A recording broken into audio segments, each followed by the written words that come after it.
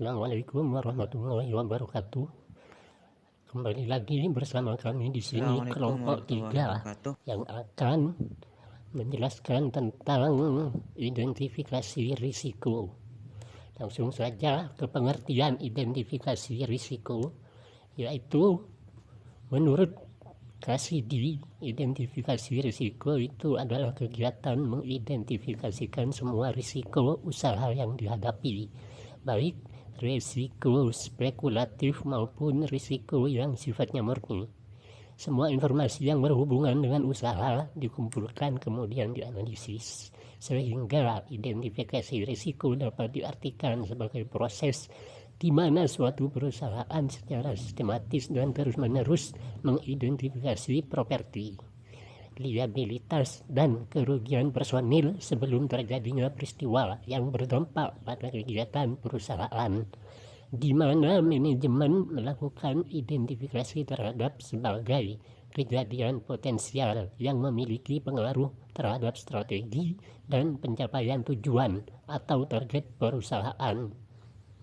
Kegiatan pengidentifikasian ini juga sangat penting bagi seorang manajer risiko dalam suatu perusahaan.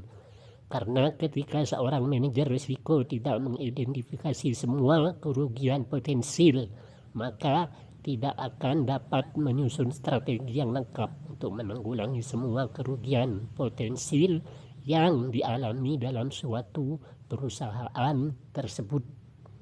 Selanjutnya akan dibahas oleh teman saya. Terima kasih. Kami Rizky Fajarul Falah dari kelompok 3 akan melanjutkan beberapa penjelasan dari penyaji yang pertama. Langsung saja terkait dengan manfaat daftar kerugian potensial.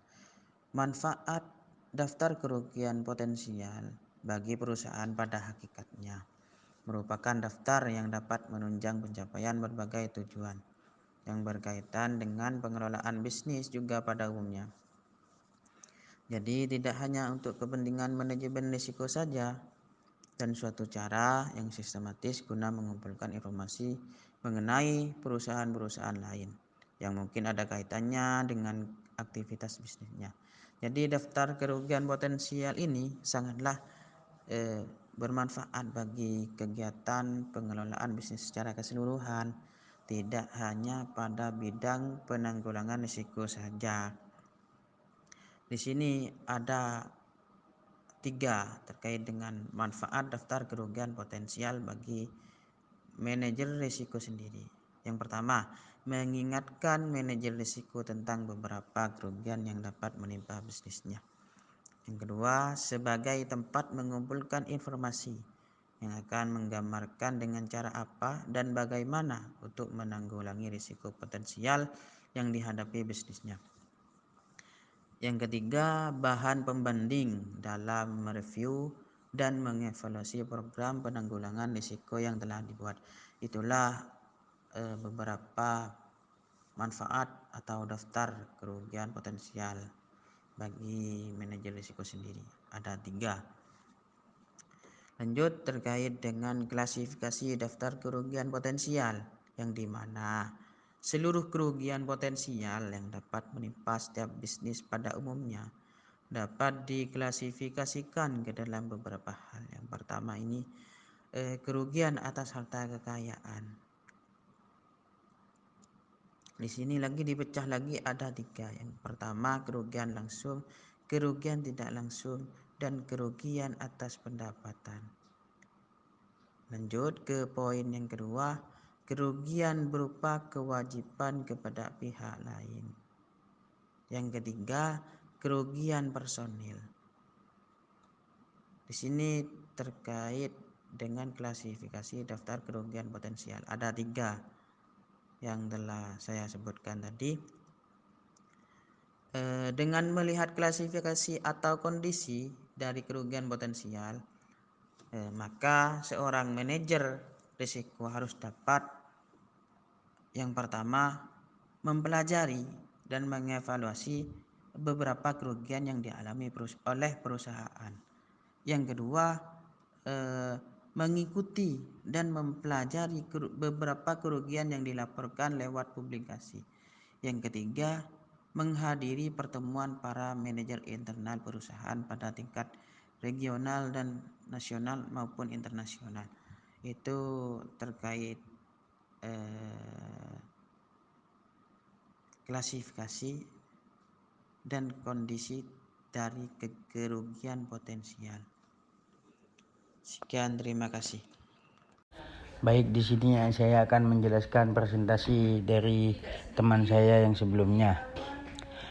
Metode pengidentifikasian risiko. Dalam mengidentifikasikan risiko terdapat beberapa metode yang dapat digunakan untuk mengurangi kemungkinan terjadinya risiko. Yaitu yang pertama menggunakan kuesioner. Yang kedua menggunakan laporan keuangan. Yang ketiga mengandalkan interaksi dengan departemen atau bagian-bagian dalam perusahaan atau lembaga pendidikan. Yang keempat, mengadakan interaksi dengan pihak luar. Yang keenam, melakukan analisa terhadap kontrak-kontrak yang telah dibuat dengan pihak lain.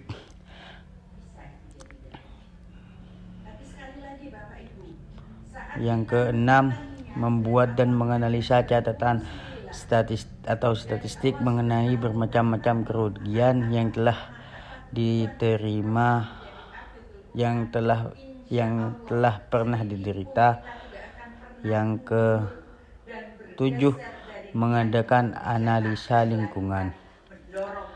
Baik, yang pertama menggunakan kuesioner, yaitu dengan menggunakan daftar pernyataan untuk menganalisa risiko dari jawaban-jawaban terhadap pertanyaan tersebut yang diharapkan dapat memberikan petunjuk tentang dinamika informasi khusus yang dapat dirancang secara sistematis tentang risiko yang menyangkut kekayaan maupun operasi perusahaan atau bisnis apapun. Yang kedua, menggunakan laporan keuangan, yaitu dengan menganalisa laporan neraca, laporan laba rugi, dan catatan lain yang mendukung yang nantinya akan dapat diketahui semua harta kekayaan, hutang piutang, dan sebagainya, sehingga manajer risiko dapat mengidentifikasi semua risiko yang berkaitan dengan harta, utang, dan personalia yang dapat menjadikan kebijakan dalam penanggulangan risiko di masa mendatang.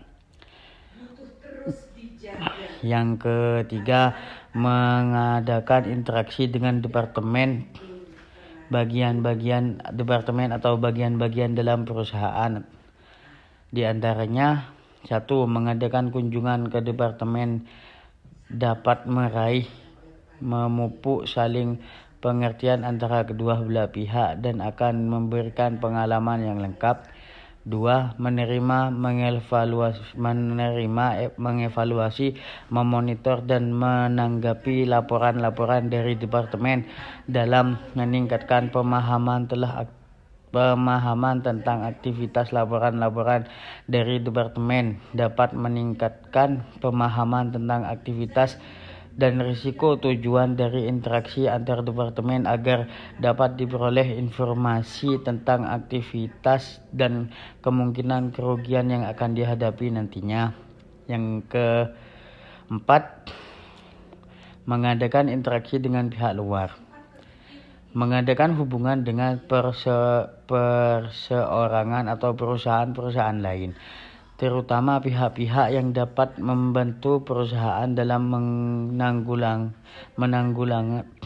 penanggulangan risiko seperti akuntan, konsultan manajemen, dan lain sebagainya. Karena hal tersebut akan dapat banyak membantu dalam mengembangkan identifikasi terhadap kerugian perusahaan atau usaha dagang.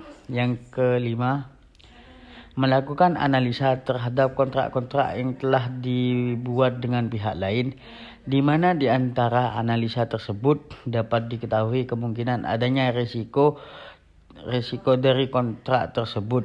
Misalnya rekanan tidak dapat memenuhi kewajibannya.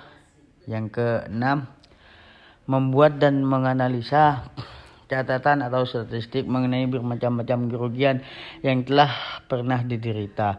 Dari catatan tersebut dapat diperhitungkan adanya kemungkinan terulangnya suatu jenis risiko tertentu dan juga dapat diketahui penyebab, lokasi, jumlah, dan variabel-variabel risiko lainnya yang perlu diperhatikan dalam penanggulangan risiko. Yang ketujuh, langkah ini mengadakan analisa lingkungan. Langkah ini diperlukan untuk mengetahui kondisi yang memenuhi timbulnya risiko potensial seperti konsumen, supplier, pesaing, dan penguasa atau pembuat peraturan. Di sini ya pemerintah gitu dah.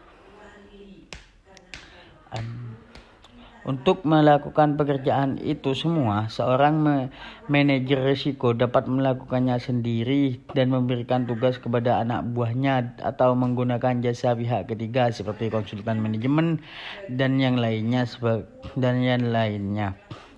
Menggunakan jasa pihak ketiga, di samping ada kelemahannya, yakni biayanya yang tidak murah, juga ada keuntungannya.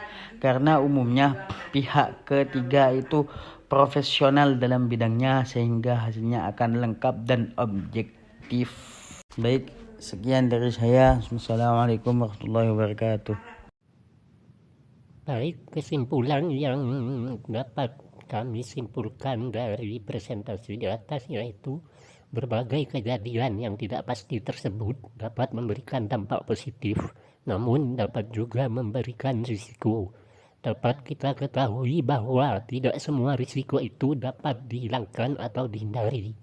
Oleh karena itu, perlu adanya tindakan-tindakan sebagai pencegahan atau penanggulangan dalam menghadapi konsekuensi tidak menguntungkan yang mungkin terjadi untuk membuat suatu perencanaan yang baik dalam menghindari risiko yang dihadapi perusahaan atau bisnis apapun.